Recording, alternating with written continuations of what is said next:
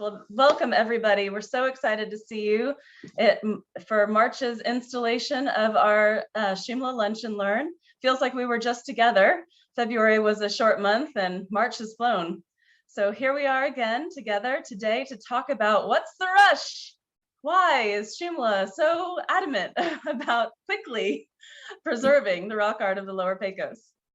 I'm going to share my screen with you now, and we will dive in together. Let me get your faces back. I love to see people, and let me have you type your questions in the chat box if you have questions while I'm presenting, and then we will definitely have time at the end for question and answer. And if you would like to go on mute just to keep background noise down, that would be wonderful. So here we are, Shumla Archaeological Research and Education Center, and I'm going to start just for the few of you that are new to us to kind of give us a sense of where we are. Here we are in Texas, down near Del Rio, right on the border on the Rio Grande. We are on the border with Coahuila, Mexico, and right there on the Rio Grande near Del Rio. And here you can see the Pecos River, Devil's River, and the Rio Grande River meet in this very incredible region where these canyons are all deep and beautiful and full of painted rock art. This is the Lower Pecos Canyonlands Archaeological District. Last year in January, we succeeded in, after 6 years, receiving a National Historic Landmark designation for the region, which is extremely exciting. And this is what it looks like. This is the Devil's River. It's a beautiful kind of desert scrub region. We have very deep canyons that are cut by water, which we will be talking about a lot today as we discuss the impacts to the rock art. And this is what we're here to talk about, the incredible art of the Lower Pecos Canyonlands. So this is a beautiful example with a few heads in there for scale of just how incredibly intricate and complex the art is that we study. You can see these beautiful lines that are so detailed, so perfect, so intricate, and you can imagine how difficult it is to paint something that perfect on such a rough surface. Here we are at Rattlesnake Canyon. You can see here how enormous this site is. This site extends the entire back of this entire panel, and we'll be talking about this site a little bit more as well, but you can see how big these figures are in comparison to the people that you see here. We also have smaller sites like this one at High Country Shelter. It has fewer figures, but as you can see, they are still extremely intricately drawn, and though it's a smaller site, it has just as many stories to tell and just as much reason to be preserved as the masterpieces of the region. Here you can see what we're beginning to talk about today, which is the impacts to the rock art. We have a beautiful mural here in the kind of background. You see the red paint. I'm trying to use my cursor to show it to you, but I see that my cursor turns to a little cross that's hard to see. But Amanda here is looking up at this beautiful and intricate rock art that is obscured by this accretion and kind of water residue that we're going to talk about here in a second. So what is the rush? Why is Shumla raising money and working our butts off to make sure that we can document and preserve and study this ancient art as quickly as possible? Well, we're being kind of silly in this picture, as you can see, because we have this beautiful horse that's painted and we're pretending to run alongside the horse. But frankly, this horse is actually graffiti. Though it is historic graffiti, it was painted in the early 1900s, and you can see the word time behind it. And even behind that, it has, and I can't remember the exact time. I know Vicki would remember if she were here. But we believe that it was somebody commemorating winning a horse race. And they drew a picture of their horse and they wrote the time that they won this race in. But if you look closely and follow my cursor, you can see that actually on this panel, there is Pecos River style rock art. Now, Pecos River style, as of yesterday, has been dated to 5,500 years ago, painted all the way up until 1,300 years ago. We got some new radiocarbon dates yesterday, blew our minds, very old dates. We will be talking much more about that soon.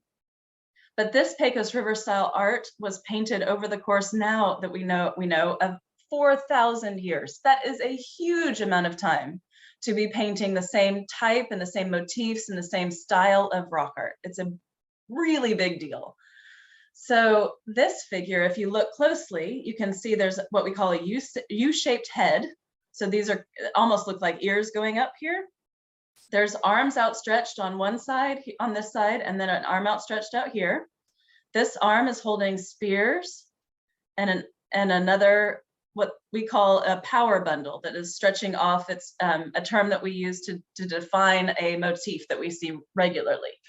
So this panel would have been covered in ancient Pecos River style art. And this horse, of course, is painted on top of it. So what is destroying the rock art? We are today going to talk about 6 specific things that are impacting the art: spalling, water erosion, wind erosion, animal, bird, and insect action, plant action, and finally human action. And human action can blend into all the others, so we will kind of pull it all together there at the end. We'll start with spalling. So the Lower Pecos is limestone environment.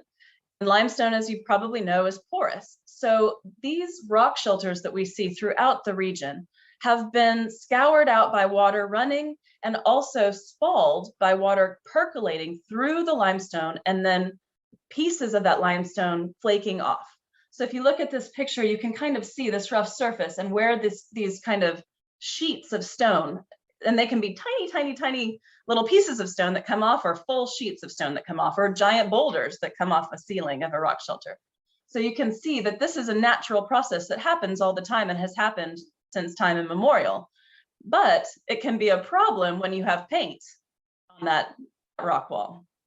So as you can see here, an extremely intricate figure. I mean, this figure is probably about this tall.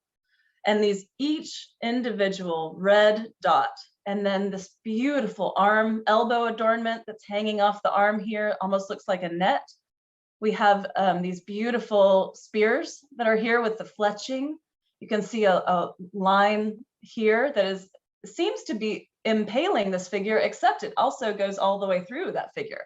So that's an interesting thing that we see there. But unfortunately, we also see a giant hole right in its center because of that spalling that occurs and breaks off that rock surface. When that happens, that piece of stone falls to the ground and is eventually ground into dust, and that paint is gone forever. So this is a natural process, but it can be sped up by other things, as we'll discuss. Here you can see spalling has affected different areas of this figure. We have a beautiful, deep, dark figure painted here in red, surrounded by a motif that we have named single pole ladder. Again, not necessarily that is what is being depicted, but it's the way that we describe it to one another when we're talking about similar motifs. And these single pole ladders are both vertically and horizontally depicted. But here you can see a spall has taken off the top of this single pole ladder, and there may have been others that we can't see because of spalling elsewhere. So sometimes we imagine that we know what was there, but it's dangerous to do that because it's really hard to predict, if they had put paint somewhere and then it has fallen off, as you can see in this big area right here. It also, and this one looks like this figure has an up-facing mouth, but that may be a spall right there instead of a true purposefully painted up-facing mouth. This is a picture of, and let me just orient you to the actual rock art. So I'm going to put my cursor over here on the right side, and then if you'll follow me in, this is kind of an oval figure with 3 sort of curves that go off the top of it. Do you see that? Okay, perfect. And it goes all the way down and around. And then we have beautiful red lines, red wavy lines all around it. Now you can see this kind of concretion that is on top of the rock substrate there. And when things are concreted onto the rock, it makes it heavier. So it's more likely that that spalling will occur because that substrate is heavier and it's easier for it to fall off. So you can see that this has really been impacted. This image is very obscured by a lot of spalling on in this particular place. This is just a microscopic image. Even on the microscopic level, when that concretion or when something is dust or something is connected or kind of glued onto the panel for different reasons, it can cause just a microscopic sand dot of paint to go away. So these are 2 antler tines that are painted in red with black tips. And if you'll remember from previous lunch and learns, black was always painted first, right? So the black tips were painted first, and then these red antlers. So this image is, you know, these antlers are like this, and the image is microscopic. You can see right here where just a few little sand grains have gone.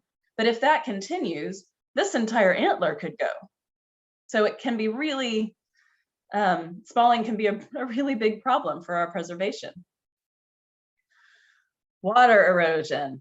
Water erosion is a big one in the desert. I know it sounds kind of silly, but springs throughout the Lower Pecos can bubble up from really beautiful locations, as well as lots of drainages from lots of different other places. So we have deep canyons because we've had so much water erosion, and that water rushes down these canyons and comes out of these springs that add to the water that's rushing down these canyons, and then goes into the Rio Grande, and it used to go right out into the Gulf of Mexico. As you can see at this beautiful site, Meyer Springs, there is a pretty consistent spring that sits right in front of this panel. But when there is a flood, this panel is impacted by water that sits against it. Here you can see a different kind of water erosion, and this is the kind like we talked about with the limestone porous substrate. The water percolates through and sometimes not only causes spalling, but comes out on the surface of the stone and makes these big white, you know, kind of deposits, mineral deposits that leach and come out of these different crevices in the rock.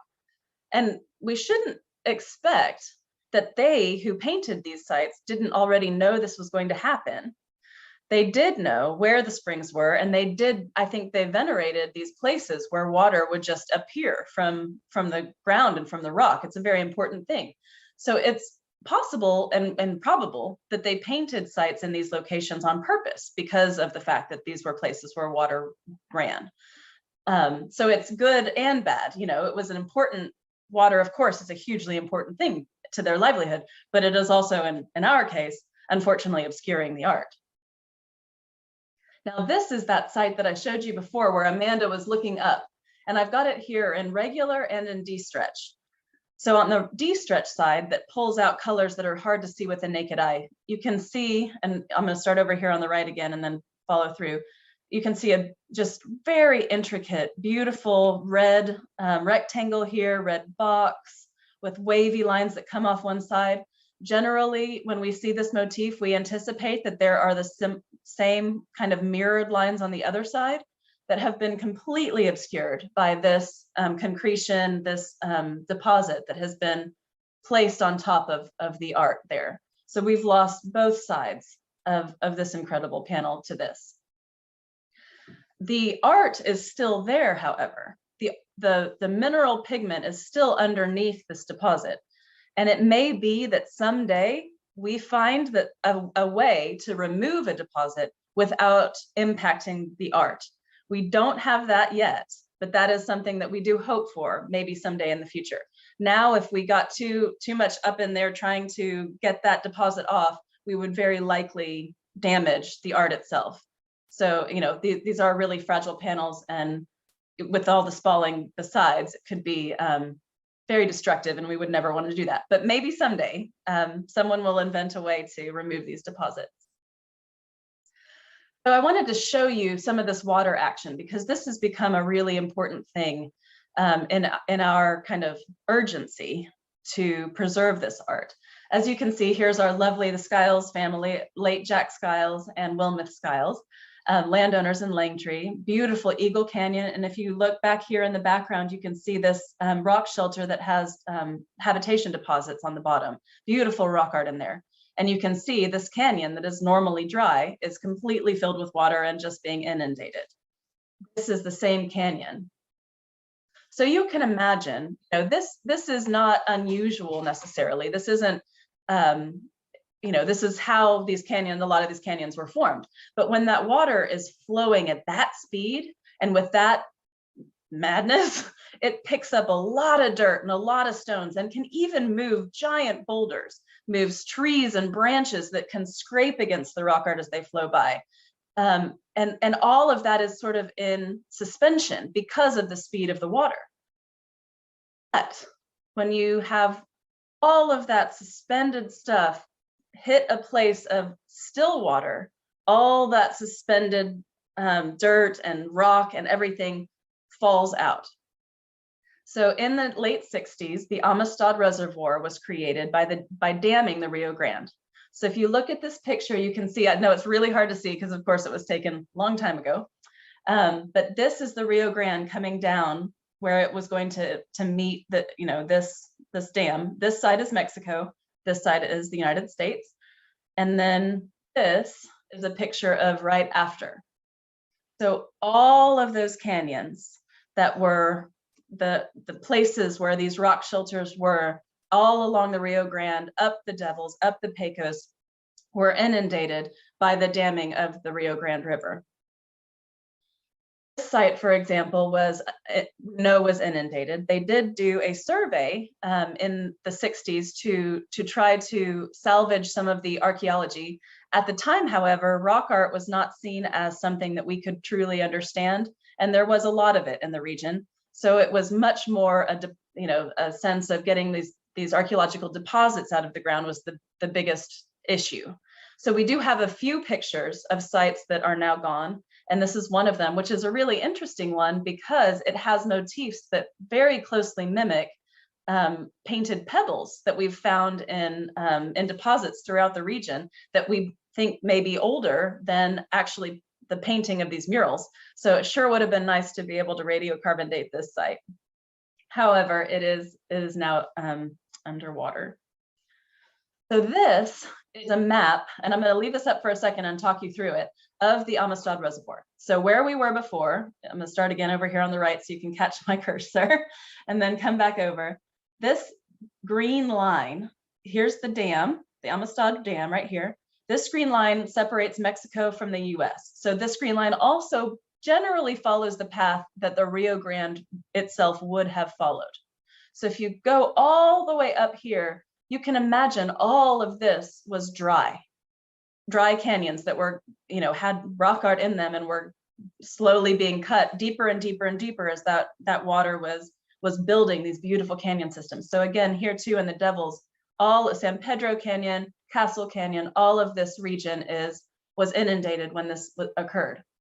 Now, if you follow me all the way up to the top left, where it says Seminole Canyon State Park is our Texas Parks and Wildlife State Park with amazing rock art and Fate Bell Shelter and Panther Cave. Panther Cave is right here at the mouth of Seminole Canyon where it meets the Rio Grande. We're going to talk about that in just a second. So if you remember what I said about the suspension, when you make a lake and then all this water hits that standing water, it causes siltation. And as you, okay, let me start here. So Rattlesnake Canyon is a perfect example of what's happening here. Rattlesnake Canyon is a huge single composition, incredible mural, 105 feet wide. I've put this little person here so you can see how tall it is. We saw it a little bit earlier when I showed you this figure in comparison with the people that were sitting there. This is a rendering by Kirkland done in the late 30s of just this section of the panel. So you can see just how complex, exquisite, detailed, purposeful, this incredible mural is. This is where that rock art panel is painted back here. And you can see where the floor of this canyon is. So there's lots of trees and things, and the floor is pretty far down, but there's a lot of stones and rocks. This is that canyon during the 2008 flood. You can see the water line is right up on that art right there. And after the waters receded, those waters that come down with all that stuff suspended, the new floor of the canyon was here. So it deposited, by hitting that completely still Rio Grande water, it deposited all of these gravels, all of this dirt, these boulders, all of this right in front of this shelter. So you know that the next time it floods, the water will be that much higher.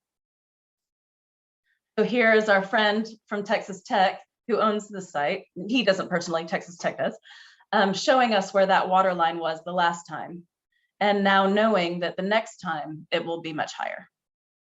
And this is that urgency, that devastation of, you know, we just don't have a lot of time to get these truly documented. And unfortunately, we can't hold the water back. We can't put anything on the rock art to keep it from getting wet. We couldn't put plexiglass or anything in front of it, because all of that water that's seeping through the limestone will just make it worse, you know, get wet on the inside and break off. You know, we can't paint anything onto it. It will, you know, with all that spalling, it'll just fall right off with that heaviness. We can't drill it off the wall and take it away, because again, with the spalling, that limestone substrate just turns into dust, you know. So we have to take images as high resolution and purposeful research, minerals, study the minerals in the paint, study the, you know, the ways that these sites face, and get mapping, all the things that we do at Shumla to preserve these sites in a way that they can be recreated and continue to be studied, even though we can't save them in situ. The same is true of the Panther Cave. So I showed you Panther Cave at the end of Seminole Canyon. And this again is a truly incredible site. As you can see, so large, beautiful panther here at the end. And this is one of the floods. So you can see it's right up here to the base of this sign. Now this one isn't quite as endangered. Don't be too scared immediately. This isn't as quite as endangered as rattlesnake is. And the wonderful thing is that it's also managed by Texas Parks and Wildlife, and so they really keep an eye on it, and there's a lot of effort to manage the site well.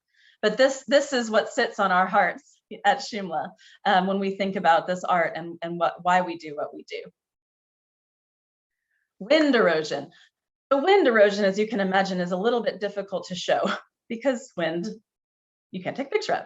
But when wind is affecting rock art, it's generally because the wind is picking up small dust particles and slamming them against the wall that has the rock art on it. So it's kind of in concert with other things, with spalling, with other aspects of what's happening to these panels. So you can see tiny little areas, and like I showed you on that microscopic picture, when a piece of dust is slammed up against one of those little pieces, you might lose, you know, one small sand grain and one small sand grain and one small sand grain, but in exponential numbers, that can be truly a problem. So if we have a rock art site that is leaning toward the prevailing wind, and there's a lot of, you know, dust that wind can pick up on its way in, we see a lot more wind erosion on those sites, and it can be a big problem. All right. Animal, bird, and insect action.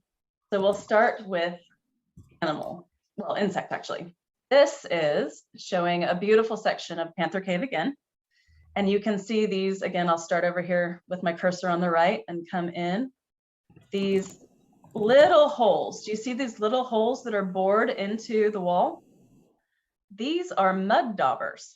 There's two different kind of mud dauber insects, ones that bore holes into the wall itself and ones that build nests on top of the wall. So if you look here at the bottom, I'm trying to circle this little mud dauber nest you see that's built on top of this area of red paint, and another one at the neck of this yellow figure.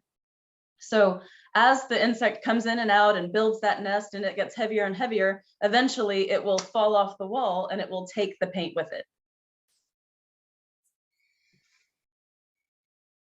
We also have a lot of bees, which would have been a favorite of the people who lived there and a wonderful thing for them, but it's not such a wonderful thing for us when the bees create their nests around rock art. So you can see this beautiful red paint that's right here, and then all of this action of the bees having their nest, probably for millennia, and building this place where these honeycombs are built up into the wall, and then they kind of eventually get so heavy and fall out again, and then the bees go back and they start over, and they're kind of all over the place, and they create the wax, and the wax blackens, and so it can be a big obscurer of our beautiful rock art.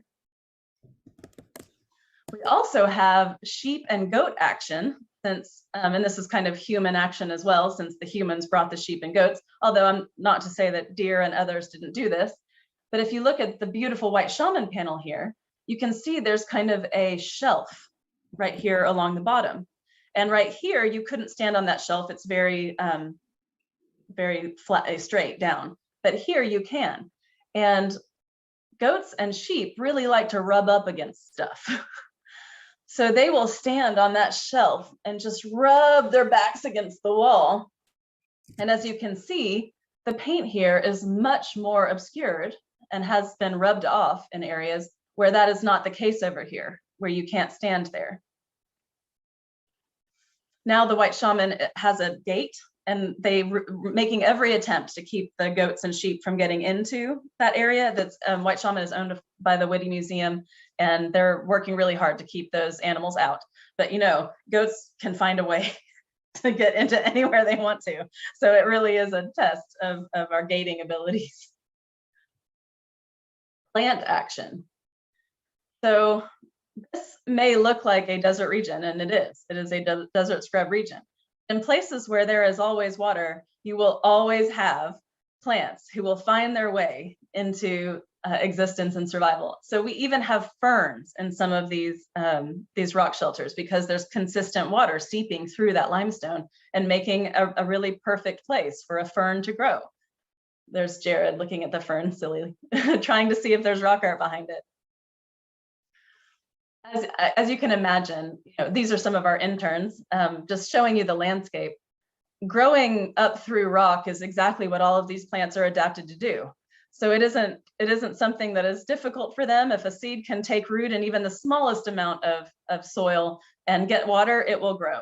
And that means that we have plants that will grow into cracks and break open areas of rock shelter panels, climb up on rock shelter panels, come through different areas, and so we just have to do what we can to try to keep that from happening when we're able to, but also just know that when things can live, they will try to.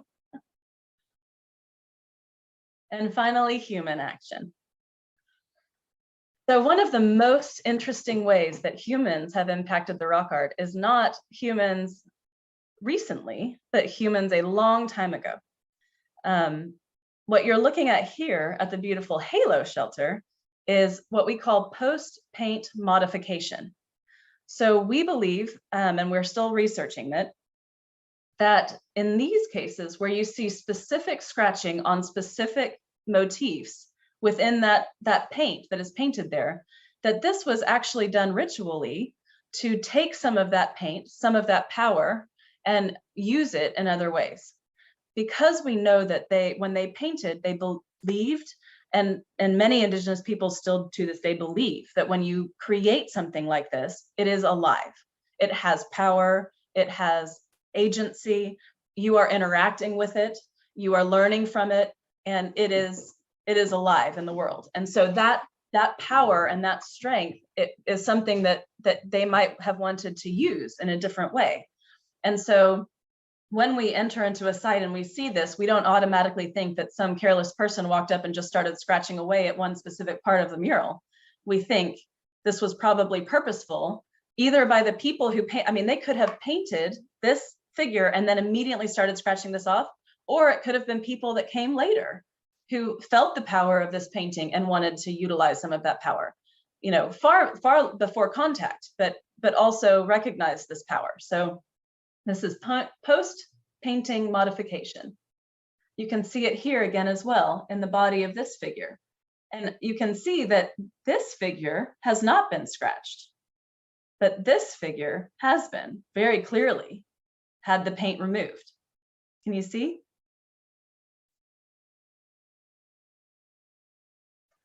Another way that ancient peoples and even post-contact peoples have impacted rock art is in places like this. If you can see, this is a beautiful chert line. And this is an area where they were coming to break off pieces of chert and create their spear points.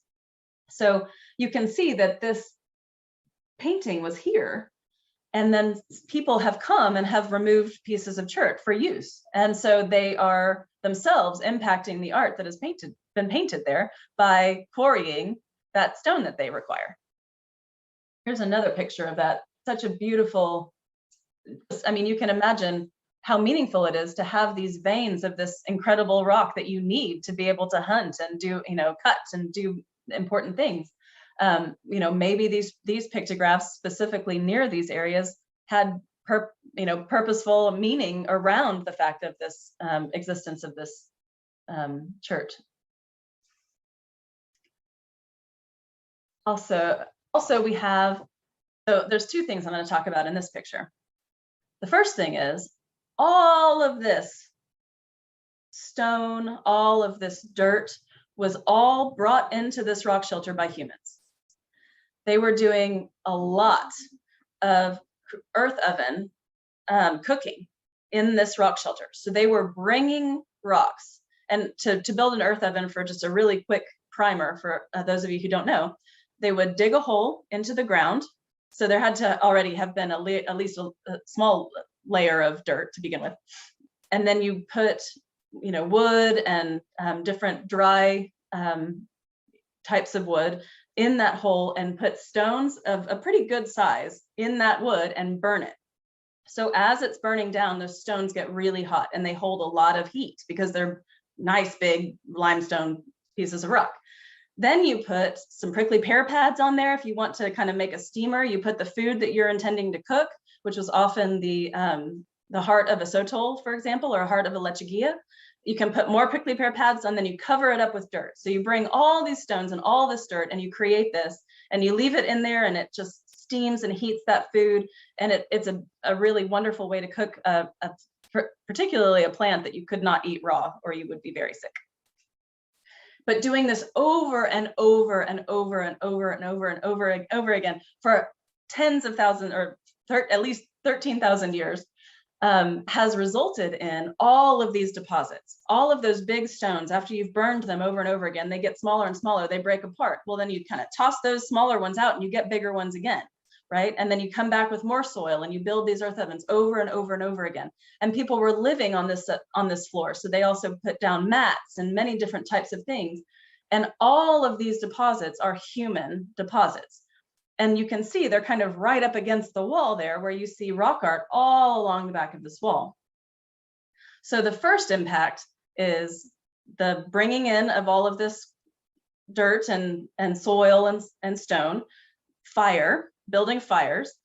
And then finally, in more recent times, the reason why it looks pockmarked like this, like a moonscape, is because people have been digging to find ancient artifacts in this area. So first, let me show you the ceiling so you can see the impact of the fire. So this is the ceiling of Fate Bell Shelter from a gigapan that we took at Shumla. And I'm going to put it through D-stretch because it's really hard to see this because it's obscured by that black charcoal layer. There you go. That's pretty incredible, huh? So I'll go back and see if you can see it now.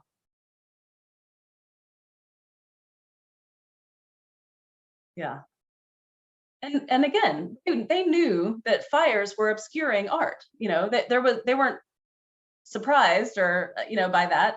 It was okay, So some of these things were happening, they probably painted things in places where they knew they would be destroyed, there was purpose behind all of the things that they did. So, we're thinking of this from our current desperation to preserve it because we want to know what these stories are that they have to tell. But it isn't necessarily a horrible thing, you know, that they put these in a place and then burn something beneath them, and slowly we're destroying the rock art, you know, themselves as the ancient people.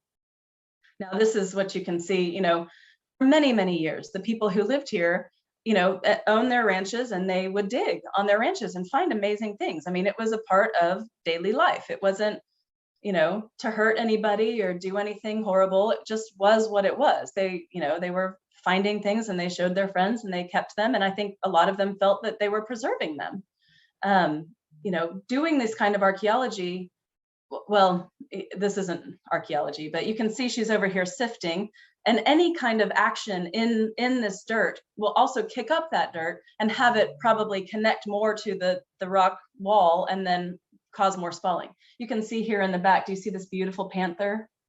Do you see the panther head? I'll start my cursor over here on the right again and bring it back in.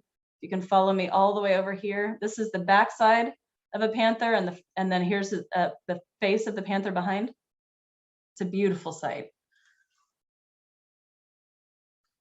We also have this issue in the Lower Pecos. Can you see something added in this is Kirkland's original drawing from the late 30s.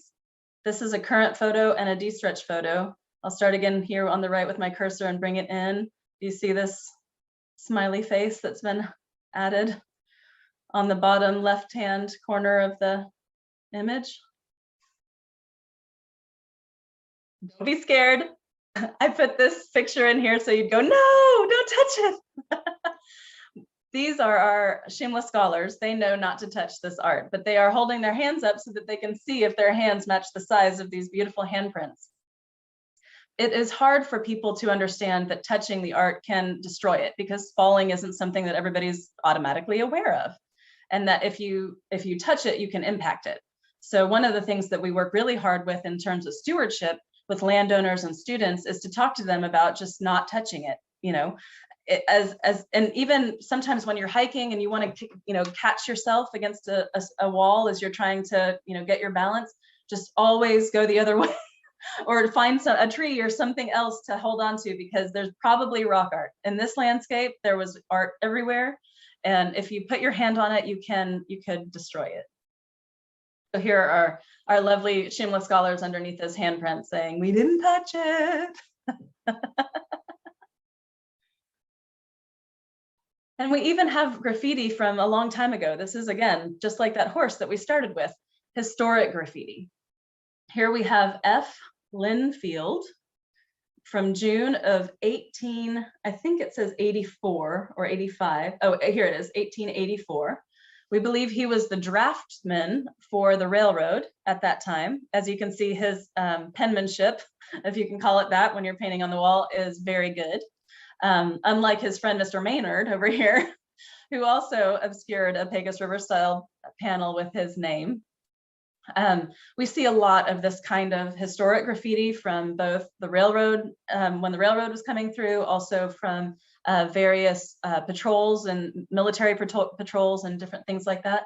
If you look up here on the top of the wall, you can see a beautiful panther here. Painted in the front is negative space, the back is red, and this curled up tail over his back is just a beautiful, beautiful image. This also is at Fate Bell. This is in Fate Bell Annex, so you can see this. Another thing to talk about now, this is a new thing that has occurred in the 7 years that I have been the executive director at Shumla, and that is wind farm industrialization. Now, we are big fans of renewable energy, surely, but what we didn't know was that when these giant wind farms, and they're farms, so that it's an industrialized way of doing this wind farming, these are truly enormous structures.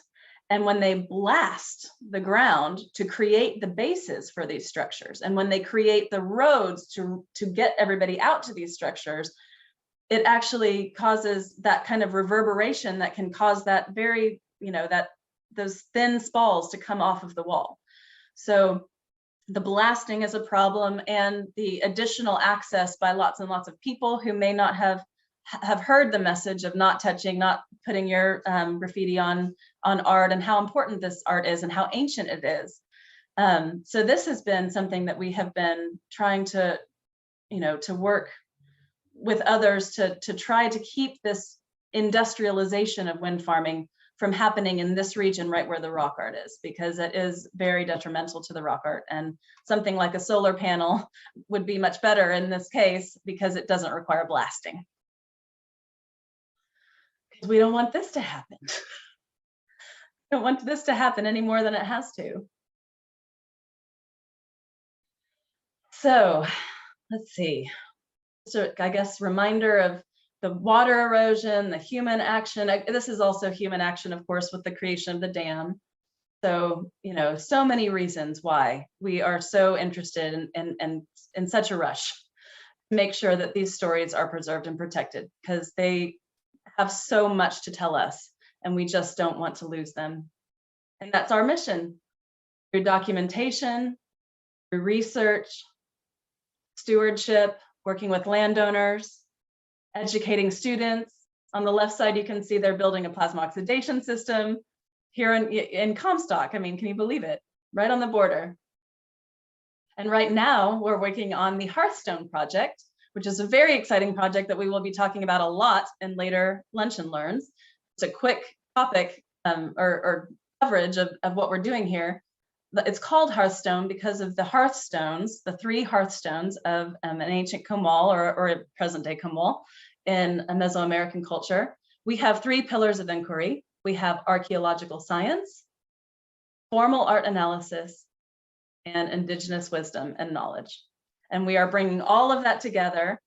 We are just looking for support as we continue this effort, and very excited to continue down the path of the Hearthstone project. So last thing, if you want more, go to our website, shumla.org. You can sign up for our e-newsletter if you don't already receive it. I write it once a month, and it talks about everything we're learning and what we're up to and what we're doing. If you go to shumla.org, you'll see this in the bottom right hand of your screen, and you can sign up. Please join a Shumla Trek. We take tours to rock art sites, and you can see on our website, if you go to here, visit on the top menu and then down to Shumla Treks, you'll find our Trek site, and we have tours for all abilities. So if it has 1 star, you can basically step out of your car and see the rock art. If it has 4 stars, you're going to need to hike a little bit. And please support us. Everything we do, we're a 501c3, and we need support, we need funding so that we can continue the work that we're doing. And it just means the world to us when we have your support. Okay, gosh, I talked a long time, and I will stay late so that if we can have extra questions if we need to. But I'm going to stop sharing, and I am going to look at my chat, and I'm going to start down the path of some of these questions. And then after we hit these, we'll get into some verbal questions. So we'll start. Yes, very excited about the dates. So much more to come about that. All right, is water necessary to make the paint? Yes. Yes, water is necessary to make the paint. The paint was made from water, mineral pigment, fat, and the soapy root of the sotol that mixes the water and the fat. So yes, being near sources of water would make making paint much easier. Very good idea. What about the minerals? Like the mineral deposits that were necessary for spear tips? Are some of those the same minerals that you need to make these paints? They're not. They're different. Okay. The chert is a different kind of stone that isn't a pigment, but it's a good thought. So do we find paintings near the deposits of minerals that are necessary for paint? That's a good question. And I don't know the answer to it, because the minerals, generally the iron oxides are kind of on the landscape in certain places. So I will ask and see if there's specific rock art near iron oxide or manganese or gypsum outcrops, or if they even come in outcrops. It's a good geology question. Do we have any idea how far up or down the river the artist might have traveled? Do we find canoe remains? We have not found canoe remains. Doesn't mean that they weren't making boats. I don't know that they would have needed boats in the same way, because they didn't, the Amistad Reservoir, like, you have to have a boat, right? But these rivers, they weren't necessarily really wide. They were often pretty narrow and deep. Again, a good kind of geology question that we can definitely look into more. Since some of the paintings are so old, is there any evidence that they were touched up over time? Yes. Yes and no. We are still working on learning about this. We don't see a lot of paint over paint, like intentionally along the line of the same paint. So like we'd have a red figure that's my arm, for example, and then a lot of scratching and then red paint put back on. We don't see that. But we do sometimes see paint over paint. And as we're continuing our digital microscopy, which is taking a digital microscope and taking very, very microscopic images of where paint layers intersect, we can, and then doing radiocarbon dating in association with that, we can start to tease out when paint layers were laid down. And that should help us to understand more about the timing of the paint application. Greer, there are almost identical shaman figures in the pictographs of Southeast Utah attributed to the Anasazi. How do we explain the distant images of different cultures? So yes, the Anasazi were much later in time than the Pecos River style artists, but I think that there are a lot of similarities in the different kinds of ways that they depict a human form. And that is something that we would love a thesis student or a dissertation to be done on, those types of connections, because, we know that there were trade routes, we know that there was connection and communication, all just amongst all humans on the continent, over the course of time. And the more and more we think that they were insulated, we find things that prove that they were not. So there is so much to learn about the ways that the the process of making art progressed over time.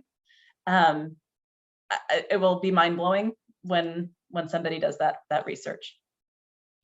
They've also had Huichol natives from Mexico up to compare some. Yes, we have, and we are doing more of that. That is part of our Hearthstone project. So one of the things that we're doing with Hearthstone is creating, obviously, the gigapans that we have that are the true full, scale, beautiful images of these sites, and then also creating renderings of the sites so that they can really see the motifs well. And Carolyn Boyd and Phil Daring are going to go to Real de Catorce and visit the Huichol, show them these rock art panels and the renderings, and talk to them and hear from them what they see and what they experience when they see these sites, and what it means to them. It will be truly incredible to hear what they say about that. And it's a really, really exciting part of the Hearthstone project. Much more to come about that as well. Maria, what are your thoughts about Indigenous people who visit the work of their ancestors and wish to pray with sage or tobacco to connect with their spirits? I think that is absolutely wonderful. I think it's important to keep those connections alive. The people who painted these sites are still here. And particularly with Pecos River style art, we know that the people who painted the Pecos River style art spoke a Uto-Aztecan language, and they are related to, like, the Huichol in Mexico. There are also, I think, relations to Hopi and others who speak that similar kind of language. We also have, and I haven't really talked much about that today, 4 other types of rock art in the Lower Pecos, and some of which is just pre-contact, others is post-contact, and just so many different Indigenous groups that were in this region and were using this form of communication of painting the walls. And I think that keeping that connection alive is really, really important. All right, I've run out of questions in the chat. So does anybody want to add to the chat or just go off mute and ask another question? Don't be shy. Olive? Yes, excellent presentation, Jessica. It's always fascinating. Thank you. How can you guys date the scratching on top of the paint what is the process and how are you knowing what time period that occurred in conjunction with the original laydown of the paint? That's a great question. So for example, the figure that I'm holding up my hand, and this is the red figure, the scratching, if there is no paint overlaid into that scratching, then we can't. Oh. But there are places, and I do have one example that we have done a radiocarbon date. There was a place where there was scratching done, and I don't believe the scratching was on paint. It was there are other places where scratching occurs that isn't necessarily on paint. It's scratching in other places and different, and I'm using the word scratching. That sounds like it doesn't have meaning. You understand? I know. I do. Very meaningful scratches, a very Yes. meaningful placement of lines, and paint was placed into those lines, and so we were able to carbon date that paint. So again, we still don't know exactly when the scratches were made, but we know it was older than 2,550 years ago when that particular radiocarbon date came back. So yeah, it is a puzzle to try to find those places where we can get organics and we can radiocarbon date different things. It's amazing, and congratulations on your recent carbon dates. That's Thank fantastic. you. Yes. Yes. Other questions? Yes, Greer. Can you hear me? Yes. With regard to the soil buildup around some of the panels that would raise the water level during flood time, Mm-hmm. why is it not possible to do dredging Mm-hmm. in the bottom of the canyon to lower the water level? That has been raised. The idea has been raised. So really the issue is money, but it's also an issue of doing it, and then 3 months later, another flood comes and lays down the gravel again. So it would be extremely expensive because we would have to helicopter these machines into these canyons. I mean, it would be wildly expensive, and certainly no landowner is going to have the funds to do something like that. Especially if their effort after that millions and millions of dollars was to be undone immediately by the next flood. I see. But it's a good idea. I wish. I wish. Any other questions? Do you have any renditions of any of these paintings with just the black dots? Just the black dots. So like show you a picture of when it was all just black. So when they were first painting, you mean when they're in the process of painting? Yes. And then they had all the black, and then they were about to start with the red? Yes. I do. I'm not going to look for it this instant because it might take me a second and that would be boring to everyone else. Okay, no problem. But I can send it. Well, yay. Then we did it in an hour again. I'm so glad. Well, I'm so happy that y'all were here for the Lunch and Learn. We're having another Lunch and Learn next month. Awesome. Good job, Jessica. Thank you. Thank you very much. It's wonderful to see everybody. So glad you were here. Have a wonderful rest of your week.